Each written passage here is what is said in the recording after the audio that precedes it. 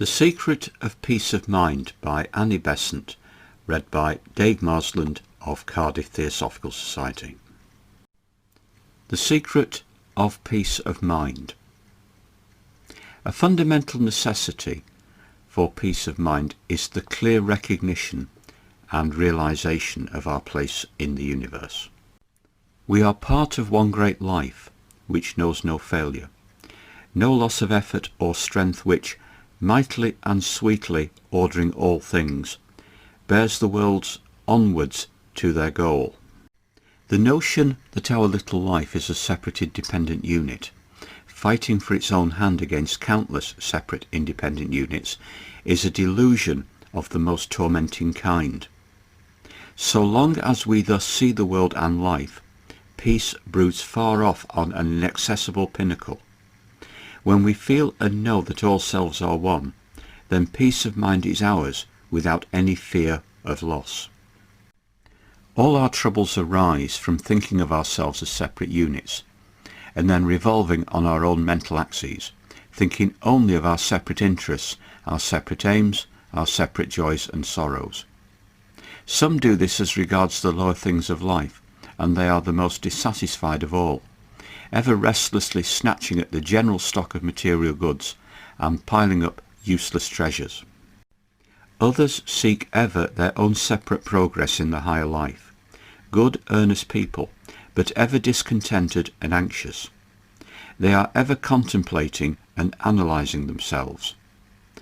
Am I getting on? Do I know more than I did last year? And so on, fretting for continual assurances of progress, their thoughts centred on their own inner gain. Peace is not to be found in the continual seeking for the gratification of the separate self, even though the gratification be of the higher kind.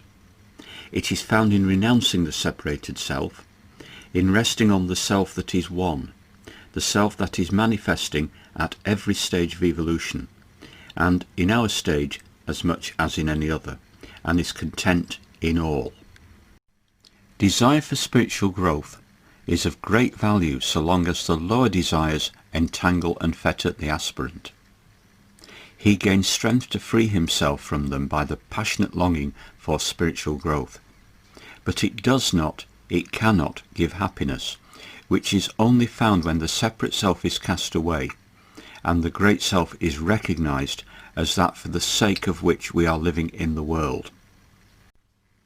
Even in ordinary life, the unselfish people are the happiest, those who work to make others happy and who forget themselves. The dissatisfied people are those who are ever seeking happiness for themselves.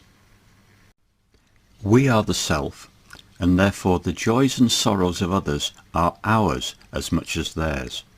And in proportion as we feel this, and learn to live so that the whole world shares the life that flows through us, do our minds learn the secret of peace. He attaineth peace, into whom all desires flow as rivers flow into the ocean, which is filled with water, but remaineth unmoved. Not he who desireth desire. The more we desire, the more the craving for happiness, which is unhappiness, must grow. The secret of peace is the knowledge of the self, and the thought, that self am I, will help towards the gaining of peace of mind that nothing can disturb.